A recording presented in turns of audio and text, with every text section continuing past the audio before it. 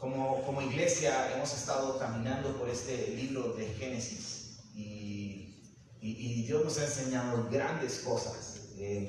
Y como les conté hace unos domingos, desde este año, Mile y yo nos hemos dado la tarea de reunirnos con un grupo de personas, los cuales hemos reconocido el trabajo que han hecho dentro de la iglesia. Mi pastor Héctor siempre nos dice, siempre me recuerda que mi tarea como pastor no es poner a personas en diferentes posiciones, sino reconocer lo que las personas ya están haciendo y animarlas a que continúen haciéndolo y más. Y hemos estado preparando este grupo de maestros en este grupito que nos reunimos una vez al mes y debatimos y comentamos y vemos los diferentes textos. Y hoy Dios nos da la bendición de que uno de ellos también comparta la palabra de Dios. Y hoy está con nosotros Daniel González. Te agradezco que vengas por acá para presentarte. Para los que conocen Dani, para los que no conocen a Dani junto con su esposita Ana Laura son los encargados de nuestro ministerio de Acción Semilla y hacen una labor preciosa, manteniéndonos enfocados en qué es lo más importante. Y lo más importante es extender la mano, llevando la buena noticia y llevando compasión. Así que Dani, que Dios te use muchísimo hoy. Le damos un fuerte aplauso a Dani.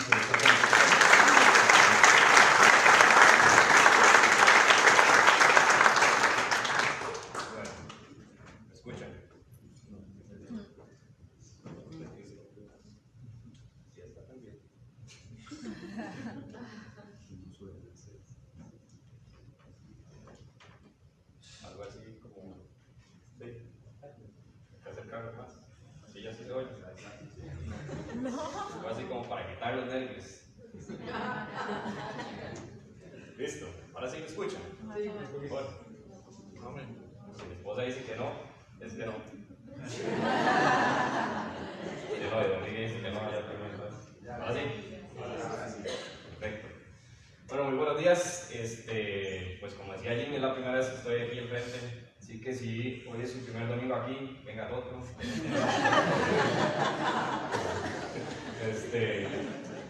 El día de hoy vamos a estar en el capítulo 24. Tiene 67 versículos. Así que si alguien no tiene una Biblia, por allá atrás tienen Biblias para que levante su mano y le puedan dar una Biblia para que pueda seguir el texto del día de hoy con nosotros. Por ahí veo varias manos por atrás. Por aquí adelante también. Listo. Entonces, como les decía, el día de hoy vamos a estar en el capítulo 24, que es el capítulo de Isaac y Rebeca. Y como decía Jimmy la semana pasada, de alguna manera estamos en unos capítulos que son una transición entre el personaje que hemos venido viendo, que es Abraham, y el siguiente personaje que vamos a ir viendo en las semanas que siguen, que es Isaac. Entonces, en estas semanas de transición, la semana pasada vimos cómo Sara muere y Jimmy nos hablaba de cómo hay un momento para todo, ¿no? Y entonces es este momento de duelo donde Abraham hace duelo por su esposa y pasa este momento, y ahora viene esta otra historia que está inmersa entre la muerte de Sara y la muerte de Abraham, que vamos a ver la próxima semana, que es el matrimonio de Isaac y de Rebeca. Y entonces aquí es donde tenemos a Abraham en este día de hoy, en este contexto, en el capítulo 24. Y lo que me gustaría es que pues hagamos una oración antes de empezar. Entonces vamos a poner todo en manos del Señor. Padre, te damos gracias en esta mañana por traernos aquí, Señor, a escuchar de tu palabra, a adorarte, a darte toda la gloria y toda la honra, Señor. Te pedimos que en esta mañana abras nuestros corazones, Señor, que nos permitas entender, interiorizar, dejar en lo más profundo de nuestro corazón, Señor, la palabra que tú tengas para hoy. Permite que tu Espíritu Santo sea el que nos guíe, Señor, en esta mañana. Permite que mis palabras no sean un estorbo, Señor, para que tu palabra llegue a los corazones de todas las personas que estamos acá hoy, Padre. Todo esto, Señor, te lo pedimos en el nombre de tu Hijo Jesús. Amén. Amén. Listo, entonces empezamos. Capítulo 24, versículo 1 dice: Abraham estaba ya entrado en años, y el Señor lo había bendecido en todo. Un día, Abraham le dijo al criado más antiguo de su casa: que era quien administraba todos sus bienes: pon tu mano debajo de mi muslo y júrame por el Señor, el Dios del cielo y de la tierra, que no tomarás de esta tierra de Canaán, donde yo habito, una mujer para mi hijo Isaac, sino que irás a mi tierra, donde vive mi familia, y de allí le escogerás una esposa. ¿Qué pasa si la mujer no está dispuesta a venir conmigo a esta tierra?, respondió el criado. ¿Debo entonces llevar a su hijo hasta la tierra donde usted vino? De ninguna manera debes llevar a mi hijo hasta allá, le replicó Abraham. El Señor, el Dios del cielo, que me sacó de la casa de mi padre y de la tierra de mis familiares, y que bajo juramento me prometió dar esta tierra a mis descendientes, enviará a su ángel delante de ti para que puedas traer de allá una mujer para mi hijo. Si la mujer no está dispuesta a venir contigo, quedará libre de este juramento, pero en ningún caso llevarás a mi hijo hasta allá. El criado puso la mano debajo del muslo de Abraham, su amo, y le juró que cumpliría su encargo. Entonces vemos esta primera escena, y de alguna manera hay un contexto cultural pues bastante distinto al nuestro, y más de un padre tal vez está pensando que si yo le pudiera escoger la esposa o el esposo a mi hijo o a mi hija, ¿verdad? ¿Qué sería de eso, no? Y a pesar de ser un contexto cultural bastante distinto, y ahora vamos a adentrarnos un poco en ese contexto, de alguna manera, hoy en día también en las decisiones del matrimonio, igualmente aunque yo decido con quién me voy a casar, influye la opinión de mis papás, de mis amigos, de alguna persona alrededor, influye la opinión. Y eso es un poco lo que vamos a ir viendo hoy en esta historia. Dos cosas resaltan interesantes de lo que dice Abraham a su criado. Y este criado dicen muchos de los comentaristas que probablemente sea Eliezer. Vimos a Eliezer hace unas cuantas semanas atrás, que era el que en algún momento Abraham pensaba que iba a ser el heredero de todo cuando no estaba Isaac. Y para ponerle un nombre vamos a decir que este es Eliezer, porque vamos a ir mencionando varios personajes. Entonces, Abraham le dice dos cosas muy interesantes. Uno, le dice que no quiere una mujer que sea de Canaán. Entonces, ¿por qué razón Abraham le dice esto a su criado? Que vaya a su tierra y que no busque una mujer de aquí. Ya para este momento Abraham tiene algunos años de estar viviendo en Canaán. Ya ha pasado por varios lugares de la tierra de Canaán. Abraham sabe cuáles son las costumbres de este pueblo. Abraham sabe qué piensan, qué es lo que hacen y cómo viven su vida y cuál es esa cultura. Entonces, ¿qué es lo que dice Abraham? Yo lo que necesito para mi hijo es una mujer de mi familia, que yo sé que conoce a mi Dios, que yo sé que teme a mi Dios. Lo que está buscando es una mujer que sea temerosa de Dios. Eso es lo que Abraham busca para su hijo. Y de alguna manera, independientemente de que hoy en día pues nosotros mismos tomamos la decisión de quién va a ser nuestra esposa, nuestro esposo, es importante también que yo piense en esto. Y más adelante lo vamos a detallar un poco más, pero es un punto muy importante el de la importancia o lo fundamental que se vuelve que yo busque una pareja que sea temerosa de Dios. Segundo punto acá interesante de lo que menciona Abraham es que de ninguna manera Isaac debe ir a buscar a esta esposa, ¿no? Entonces, lo que vemos aquí es que de alguna manera Dios le ha dicho a Abraham que esta es la tierra que él va a dar a sus descendientes, y de alguna manera Abraham entonces puede estar pensando que si él manda a su hijo a la tierra de sus familiares, donde sí hay costumbres bonitas y donde el contexto es diferente, que pueda quedarse allá. Y de alguna manera es un pensamiento normal. Pero más allá de esto, lo que quiero que veamos en este momento es lo trascendental de la decisión que está tomando Abraham. Porque si nos ponemos a pensar, esta es una decisión, y Jimmy lo mencionó hace unos meses atrás también, que de alguna manera puede ser la segunda decisión más importante de su vida. La primera, aceptar al Señor en su corazón, y la segunda, la persona con la que usted va a pasar el resto de su vida, la persona con la que usted se va a convertir uno. O sea, es una decisión sumamente importante en la vida de todos nosotros. Y para añadirle a eso, Abraham tenía la promesa del Señor, que en el capítulo 12 le dice que inclusive su descendencia va a ser como las estrellas del cielo. Y en el capítulo 15 le dice que esa descendencia va a ser a través de Isaac. Entonces, en la cabeza de Abraham en ese momento puede estar todo este contexto de qué importante es la esposa de Isaac para que esa promesa del Señor, que trasciende generaciones y que va a ser trascendental no solo para esta familia, sino para la historia de este pueblo, qué importante que es quién va a ser esa persona. Y de alguna manera me pongo a pensar entonces en que esto podría ser una decisión que podría ser muy estresante para Abraham.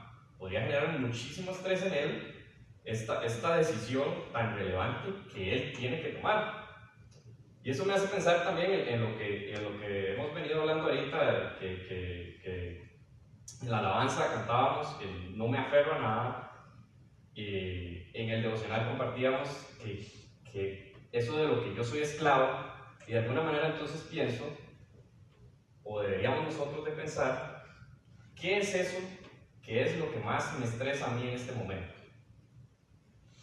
Y de alguna manera podrían estresarme muchas cosas y algunas personas son más estresadas que otras, pero estoy seguro que usted hoy aquí hay una cosa que es lo que a usted más le estresa el día de hoy, y mañana puede ser otra, pero hay una cosa que yo estoy seguro que es lo que más nos está estresando el día de hoy.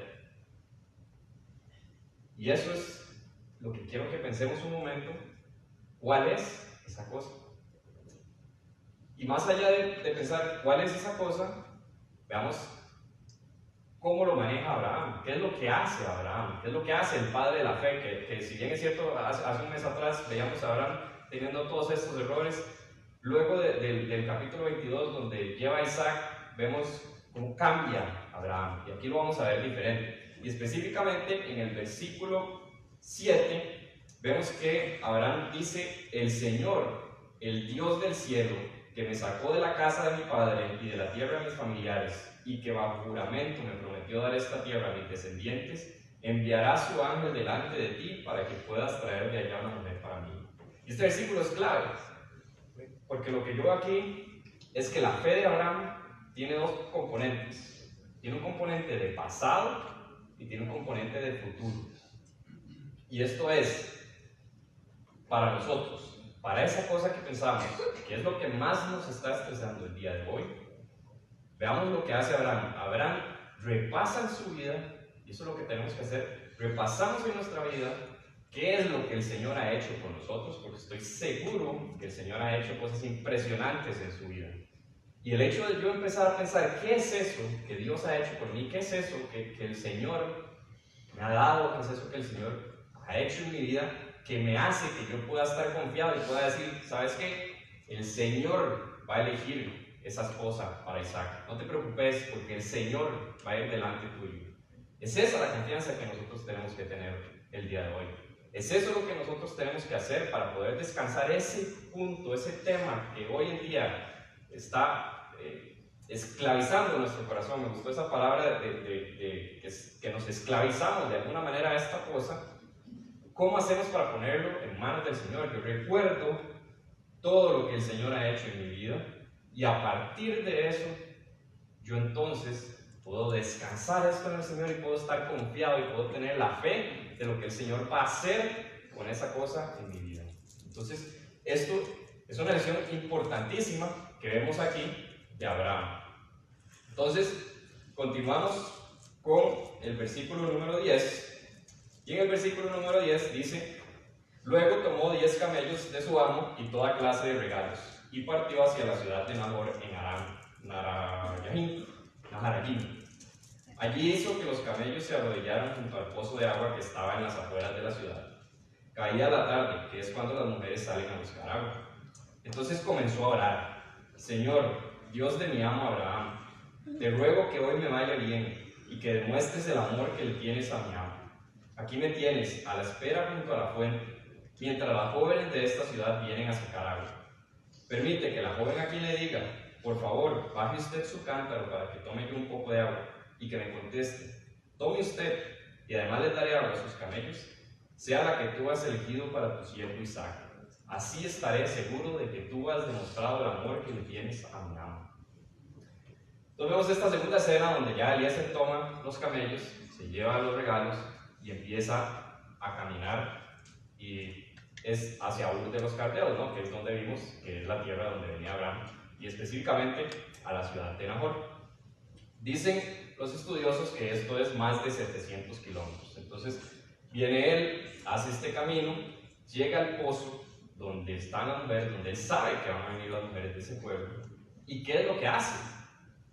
Eliezer, en ese momento, en el momento crítico, en donde él está en el pozo, lo que hace es hace una pausa y hace una oración.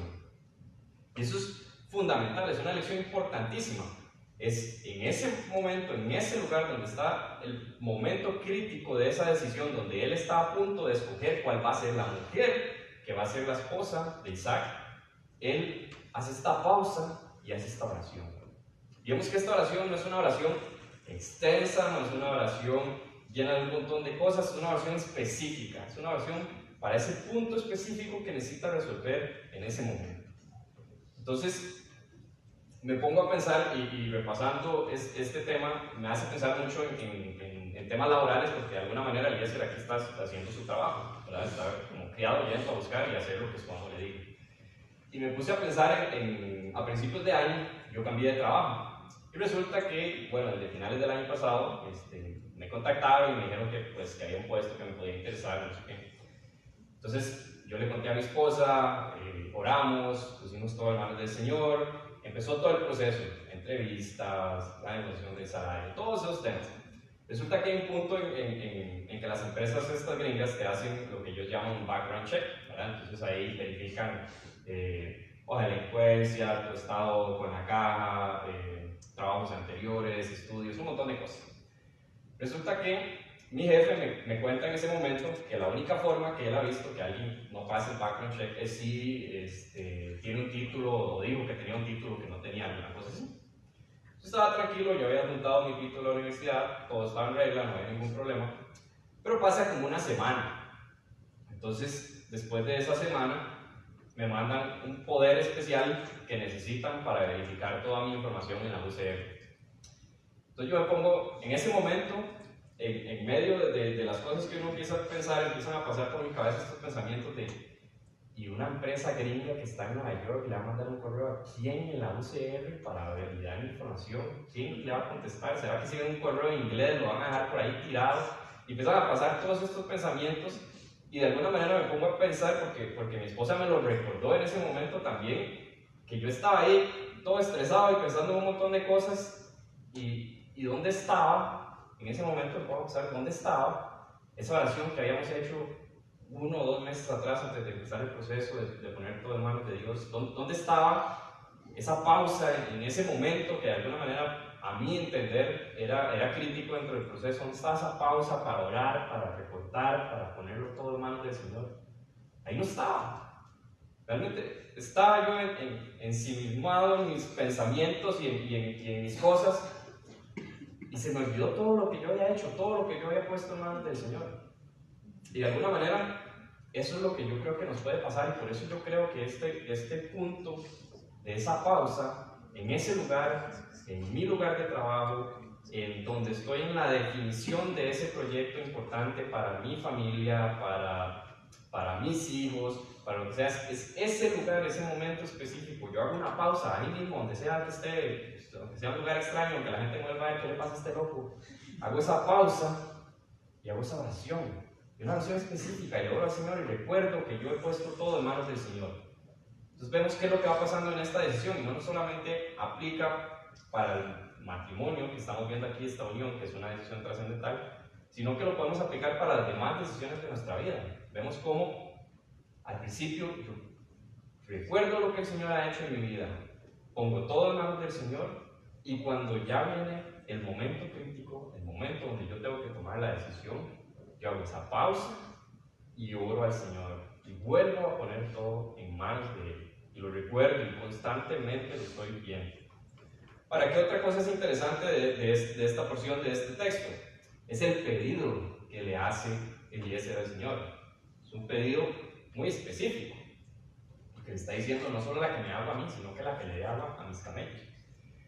Y yo no lo voy a venir aquí a decir el día de hoy que le haga pedidos así al Señor, pero notemos un segundo cuál es ese pedido, qué es lo que está pidiendo Eliezer al Señor.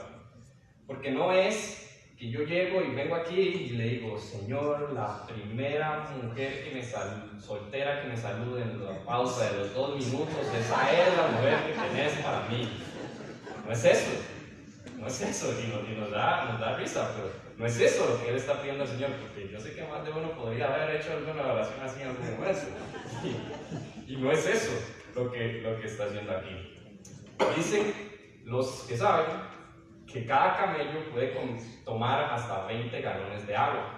Y recordamos que viene con 10 camellos. Entonces, eso quiere decir que se necesitan 200 galones de agua para poder darle agua a estos camellos. Entonces, vemos que el pedido que está haciendo el criado aquí es un pedido que le va a tomar tiempo, que le va a costar trabajo a esta mujer que él escoja. Entonces, vemos que es este momento en donde él pone todo en las manos del Señor, sí, pero también sí también visualiza que esta es una mujer que puede tener que pasar por muchas cosas. Lo que está buscando es una mujer para Isaac que de alguna manera demuestre que está dispuesta a ponerse la camiseta, como decimos nosotros, a arrollarse las mangas y a ponerse a trabajar.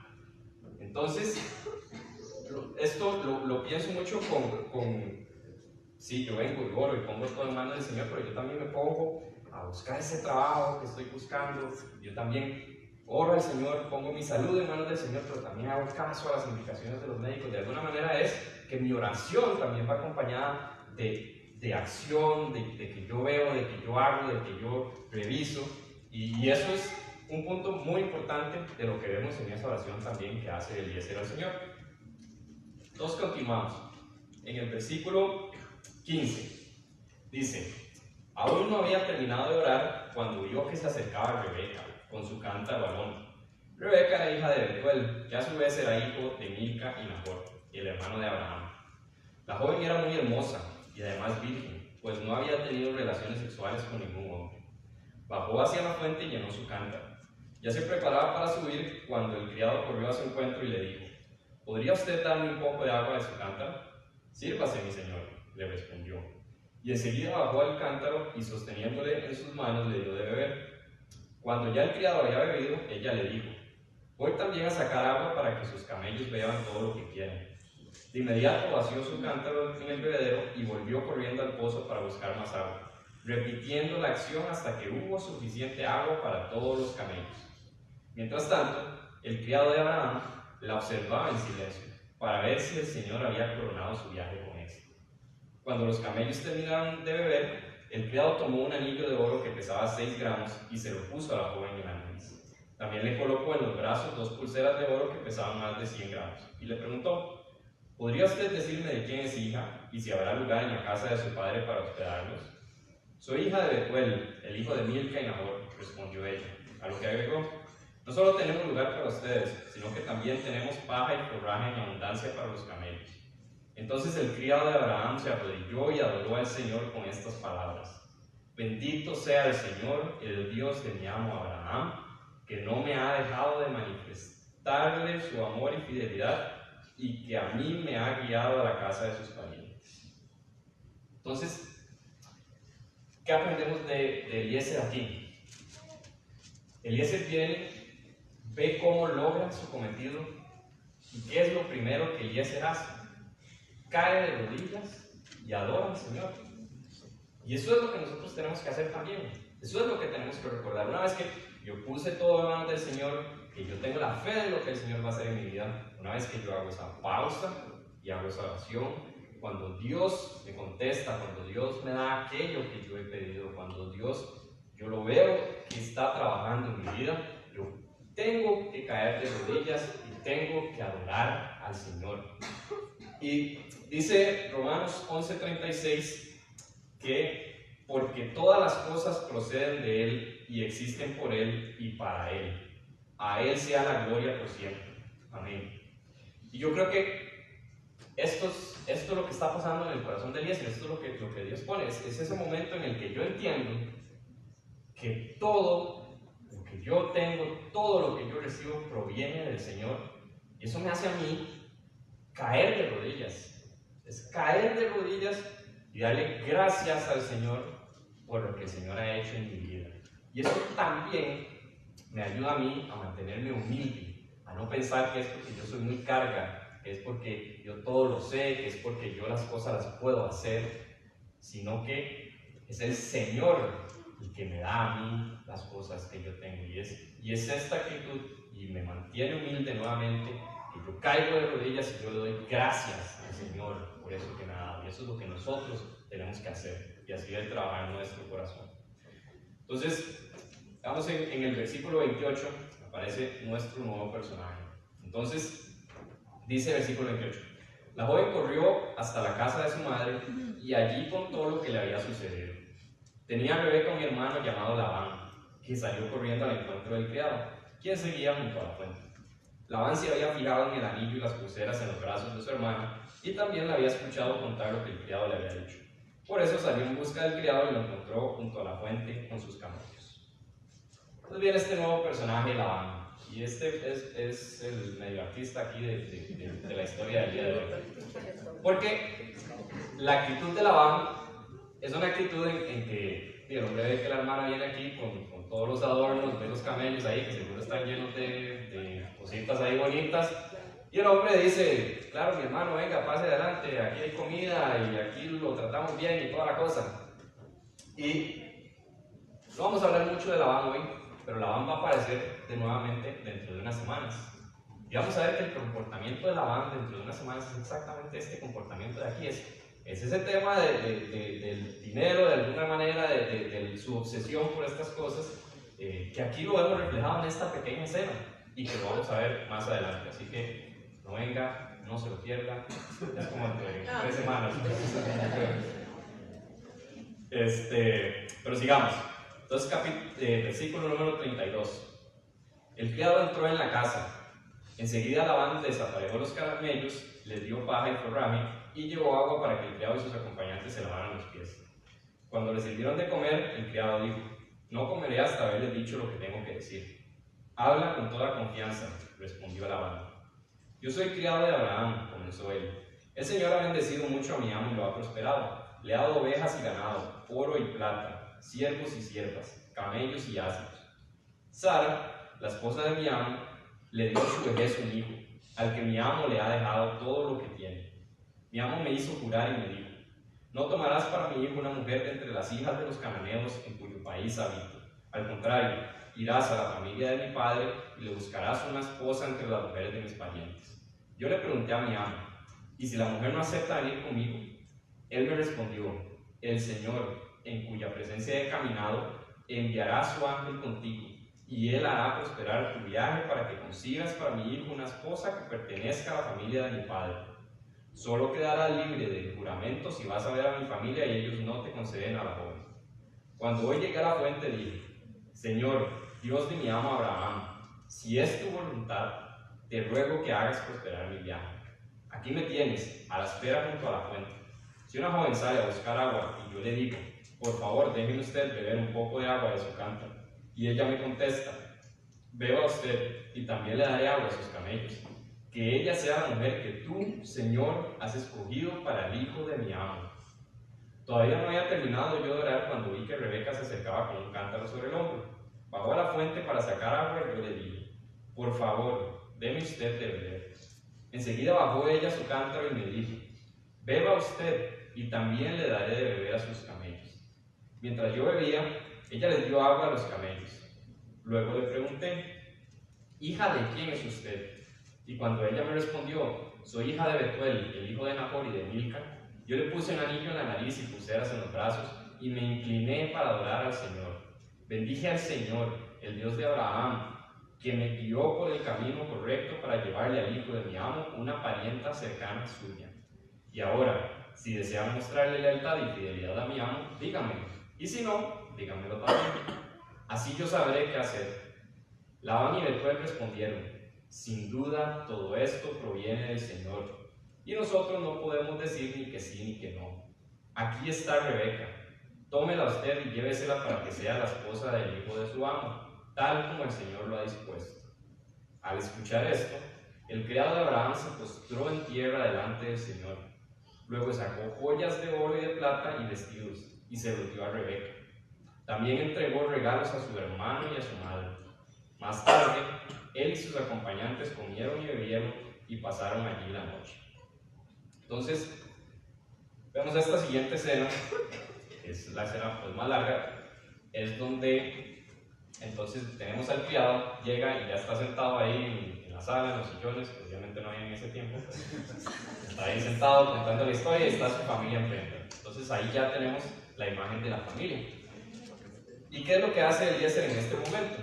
Eliezer empieza a contar la historia de Abraham, de Sara, de qué es lo que ha pasado, de qué es lo que él vivió en ese pozo, qué es lo que él hizo, cómo él se postró y oró, cómo luego él dio gracias al Señor por lo que el Señor estaba haciendo en su vida.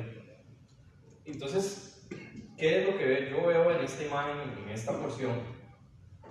Es un testimonio sincero de lo que ha ocurrido, de lo que él ha visto y de lo que el Señor ha hecho. Y eso nos pone a pensar en cómo un testimonio sincero, y estoy seguro que usted se puede venir, parar aquí al frente y contarnos su historia, de muchísimos de nosotros, ¿cuál sería la reacción que tendríamos? Los testimonios realmente transforman vidas, transforman los corazones de las personas que lo escuchan. Y de alguna manera eso es lo que estamos viendo aquí en Eliezer. Es un testimonio sincero de lo que ha ocurrido, de lo que él ha visto, de lo que el Señor ha hecho, más importante aún, de lo que el Señor ha hecho, que transforma las vidas de los corazones de estas personas. Y de alguna manera la reacción aquí es, sin duda alguna, todo esto proviene del Señor. Y entonces, aquí tenemos que tener claro eso, ¿no? Cuando yo hablo con una persona, y en el discipulado lo hacemos, en el discipulado 2 empezamos a escribir nuestro testimonio, y de alguna manera, en el momento cuando yo llevaba el discipulado 2, yo decía, ¿cuál será mi testimonio? Yo desde chiquitillo me llevaban a la iglesia, ahí, a la escuela dominical, y después ya pasaba ahí iba a jóvenes, y después iba ahí, ¿cuál será mi testimonio? ¿No? Y yo veía los testimonios cuando decía, el Señor me sacó de las drogas y un montón de cosas, y yo decía, ¿cuál será el mío? ¿No? Como esta historia impactante, así de emocionante, que pueda venir y traer yo aquí al frente. Y de alguna manera, cuando en el discipulado 2 empezamos a ver este testimonio y vimos las diferentes formas en las que uno podría crearlo, me pareció muy interesante el ejercicio, porque realmente sí había una historia que contar. O sea, que yo creía que, no sé, no era una historia impactante. Es una historia que yo le podía contar a otras personas y las demás personas podían ver cómo el Señor había hecho muchas cosas en mi vida y cómo el Señor ha hecho muchas cosas en las vidas de todos nosotros. Entonces, esta porción lo que me hace reflexionar a mí, y lo que deberíamos de reflexionar en esta mañana en este tema, es que nuestro testimonio tiene el poder de transformar los corazones de las otras personas. Nuestro testimonio es lo que Dios ha hecho en nuestras vidas. No de lo que yo, porque soy super caga, de lo que Dios ha hecho en mi vida y en la suya, tiene el poder para transformar los corazones de otras personas. Y seguimos en el versículo 54, en la parte B, dice, a la mañana siguiente, cuando se levantaron, el criado de Abraham dijo, déjenme ir a la casa de mi amo. Pero el hermano y la madre de Rebeca le respondieron, que se quede la joven con nosotros unos 10 días y luego podrás ir. No me detengan, repuso el criado. El Señor ha prosperado mi viaje, así que déjenme ir a la casa de mi amo. Llamemos a la joven, a ver qué piensa ella, respondieron. Así que llamaron a Rebeca y le preguntaron, ¿quieres irte con este hombre? Sí, respondió ella. Entonces dejaron ir a su hermana Rebeca y a su nodriza con el criado de Abraham y sus acompañantes. Y bendijeron a Rebeca con estas palabras: hermana nuestra, que seas madre de millares, que dominen tus descendientes las ciudades de sus enemigos. Luego Rebeca y sus criadas se prepararon, montaron en los camellos y siguieron al criado de Abraham. Así fue como él tomó a Rebeca y se marchó de allí. Entonces, aquí vemos otra cosa interesante. Luego de esta historia anterior donde vimos que el criado cuenta todo su testimonio y la familia de Rebeca dice, claro que sí, esto proviene del Señor. Aquí vemos un tema muy interesante. Cuando el criado dice, bueno, hagamos maletas, vámonos, dicen, no se van a toque, damos unos 10 días ahí para estar en familia. Y es una reacción totalmente normal. Y más por el contexto en el que estamos aquí, que es un contexto en el donde en muchísimas ocasiones esta era la última vez que ellos iban a ver a esta persona. ¿Por qué? Porque si se casaba y se iba a un pueblo muy lejano, no era como que podíamos agarrar el carro, o el bus, o el taxi, o el Uber, sino que era un lugar lejano al que posiblemente, eventualmente, nunca más íbamos a volver. Es una reacción totalmente natural que digan, darnos unos 10 días como para terminar de disfrutarla y ya después ya pues, te la llevas. Y si vemos lo que yo veo aquí es estas situaciones en las que yo sé que Dios quiere que yo haga algo, yo lo siento, pero son toques, Señor. Mira, sí, yo sé que, pues, sí, yo quiero ayudar a él y toda la cosa, pero es que ahorita el trabajo está ahí como medio complicado, dame unos días y después ya yo, cuando me acomode, ya yo empiezo a hacer. Es esta situación que a veces pasa en nuestra vida, ¿no? Que a veces sentimos eso como que el Señor está poniendo allí, que el Señor quiere que yo haga y que sabemos que es la voluntad del Señor, pero que de alguna manera yo voy a ir posponiendo, como que yo le digo, Señor, sí, pero solo un toque, déjame terminar esto, déjame acomodar aquí y después ya le damos, ¿no? Muchas veces hacemos eso. Estoy seguro y veo algunos sí, así que estoy seguro que ya ha pasado, que está en ese momento en que usted lo siente y usted dice, Señor, dame unos 10 días ahí para acomodarme. Y si vemos este contexto, es el más extremo. O sea, esto es como si hoy en día viniera su hijo y le dijera, mami, papi, dijeras que la noviecita con la que estoy ahí, pues queremos irnos allá a las islas en Malasia, como vimos ahí la pareja que estuvo aquí hace un tiempo, y bueno, y tenemos que casarnos mañana, porque resulta que para la visa y para todo eso hay que casarse ya. Eso es más o menos lo que está pasando aquí. De alguna manera, usted sabe que la voluntad del Señor es que se predique su evangelio en todas las naciones del mundo. Pero ¿será que usted quiere que sea su hijo, su hija, que se vaya ya a Malasia, donde usted probablemente no vaya a tener tanto contacto, no vaya a ver aquí todos los domingos y después vamos a almorzar y toda la cosa? Es eso simplemente, es eso que yo sé que Dios pone en mi corazón, que yo sé que es la voluntad del Señor, pero que me cuesta mucho, que me aferro, que como que dame un chancecito. Y eso es lo que de alguna manera vemos aquí. Ahora bien, para nuestra última parte, es el momento cúspide donde ahora sí aparecen Isaac. Dice versículo 62. Ahora bien, Isaac había vuelto del pozo de Lahai-Roi porque vivía en la región del Negev. Una tarde salió a dar un paseo por el campo. De pronto, al levantar la vista, vio que se acercaban unos camellos. También Rebeca levantó la vista y, al ver a Isaac, se bajó del camello y le preguntó al criado: ¿quién es ese hombre que viene por el campo a nuestro encuentro? Es mi amo, contestó el criado. Entonces ella tomó el velo y se cubrió. El criado le contó a Isaac todo lo que había hecho.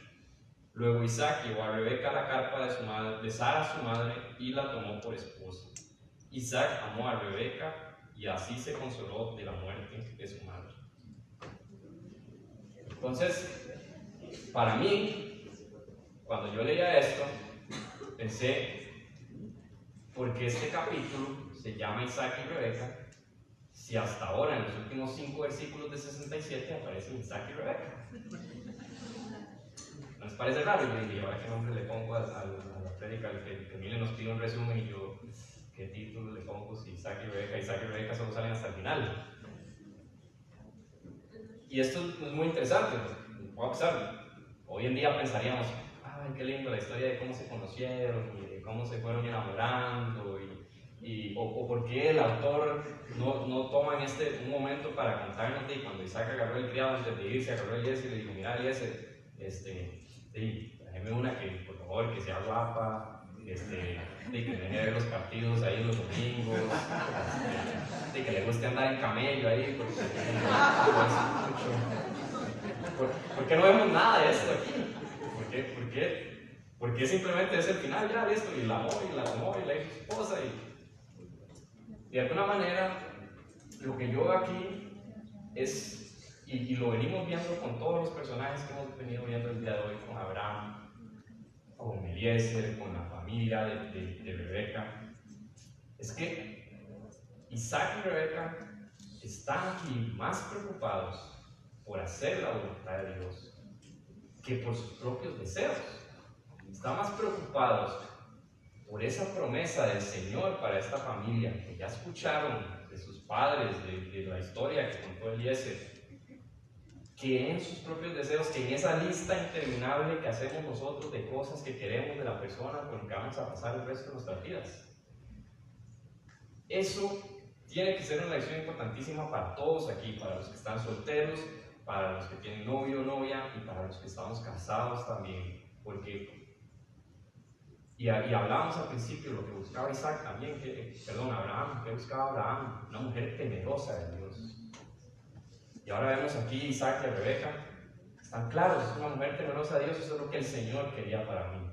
No es esta lista interminable, y digo, todos la hacemos y todos queremos algunas cosas, alguna que otra cosa. Pero si ponemos eso primero, si yo pongo esas cosas que me encantan de mi esposa antes que entender el objetivo de mi matrimonio, lo que Dios quiere para mi matrimonio, esas cosas se pueden acabar. Esas cosas en algunos años ya pueden no estar. Y yo tengo que entender esto. Y hay un libro que Emily y Jimmy lo ponen a leer a uno en el plan matrimonial que se llama Pacto Matrimonial, de John Piper. Y ese libro agarra el capítulo 5 de Efesios, donde vemos todos cómo han de ser las esposas con los esposos con las esposas. Y al final, la conclusión es que mi matrimonio es para la gloria del Señor. Y que esta semejanza que hace este capítulo 5 de Efesios con la relación de Cristo con su iglesia es lo que yo tengo que mostrar y lo que mi matrimonio también debe reflejar. Y entonces ahí es como suave un toque. No era para vivir felices para siempre, ¿no? Sí, pero para vivir felices para siempre, yo necesito entender todos los días que mi matrimonio es para la gloria del Señor. No solo yo, lo tiene que entender también mi esposa.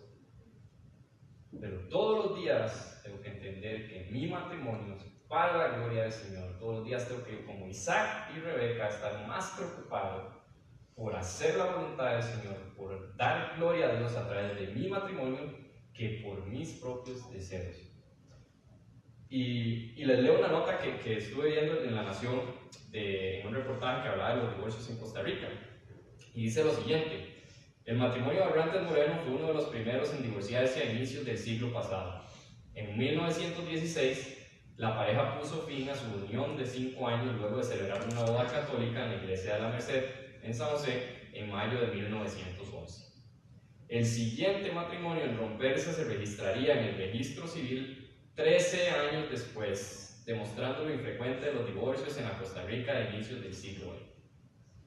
Y podríamos hablar aquí mucho del contexto de esa época, del contexto de hoy en día. El punto es, todos aquí estamos claros de las estadísticas que hay en nuestro país, no en Estados Unidos, no allá en Europa, no, en nuestro país.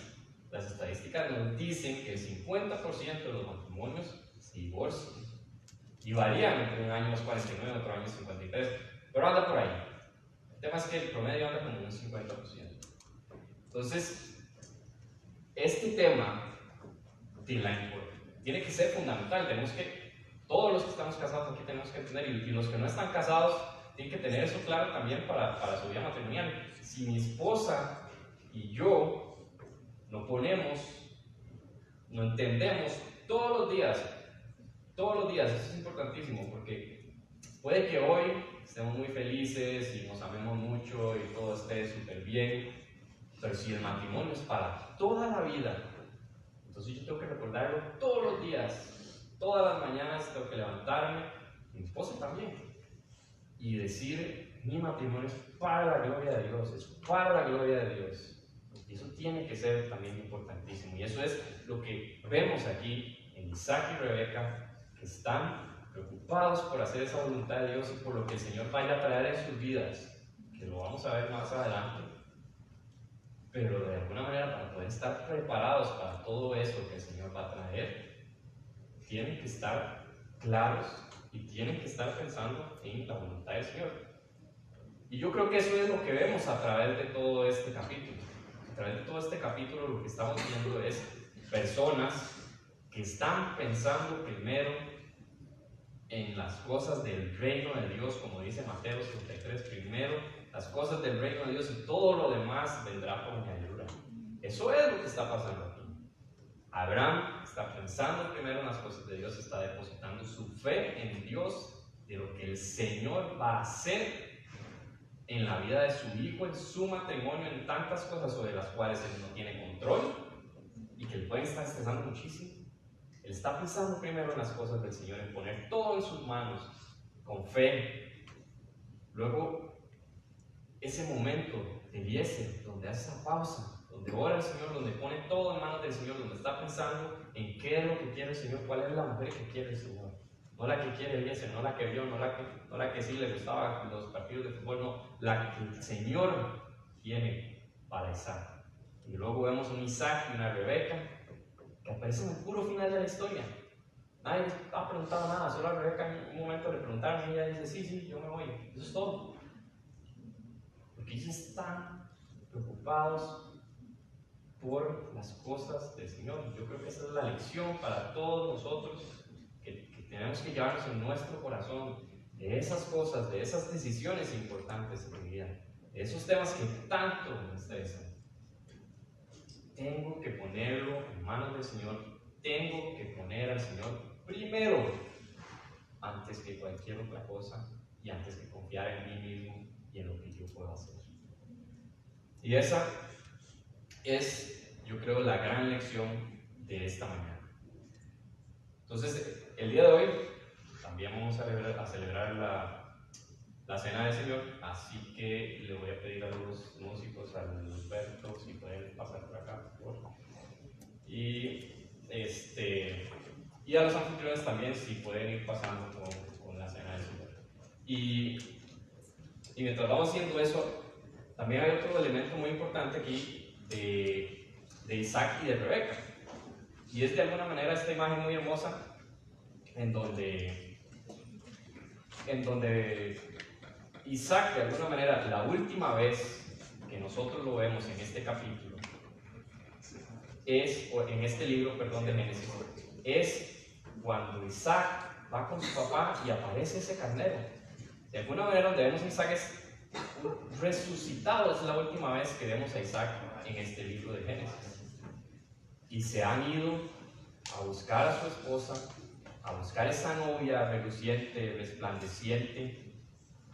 Y de alguna manera es esta imagen que nosotros también vemos aquí, que nosotros también celebramos en esta mañana, de cómo esa novia reluciente, resplandeciente, algún día va a estar con el Señor Jesucristo también. Y dice, vamos a buscarlo aquí un segundo, dice en 1 Corintios 11, dice, versículo 23, yo recibí del Señor lo mismo que les transmití a ustedes, que el Señor Jesús, la noche en que fue traicionado, tomó pan y después de dar gracias, lo partió y dijo, este pan es mi cuerpo, que por ustedes entrego. Hagan esto en memoria de mí. De la misma manera, después de cenar, tomó la copa y dijo, esta copa es el nuevo pacto en mi sangre. Hagan esto cada vez que beban de ella en memoria de mí. Porque cada vez que comen este pan y beben esta copa, proclaman la muerte del Señor hasta que Él venga. Por lo tanto, cualquiera que coma o beba de la copa del Señor de manera indigna, será culpable de pecar contra el cuerpo y la sangre del Señor. Así que cada uno debe examinarse a sí mismo antes de comer el pan y beber la copa. ¿Y qué es lo que vemos aquí? ¿Qué es lo que celebramos aquí hoy? ¿Qué es lo que estamos celebrando en esta mañana a través de este símbolo, de este vasito y de este pececito? Es esa venida del Señor, esa esperanza, esa fe que hay en nuestro corazón. Como veíamos Abraham, el padre de la fe, teniendo fe de lo que el Señor iba a hacer. Asimismo nosotros hoy, esta mañana, tenemos que tener fe de que el Señor va a venir un día y que el Señor va a reinar por sobre todas las cosas. Y lo otro que vemos aquí es también este tema de autoexaminarme.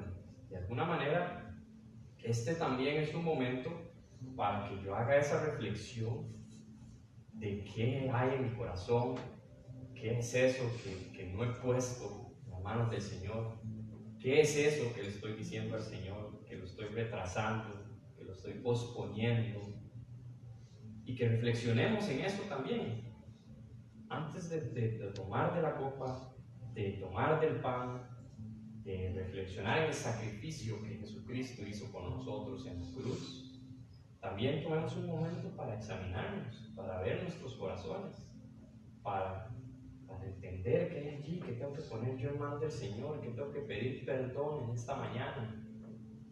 Pida perdón a Dios en este momento de esas cosas que lo esclavizan, que lo carcomen, que no he puesto en el Señor.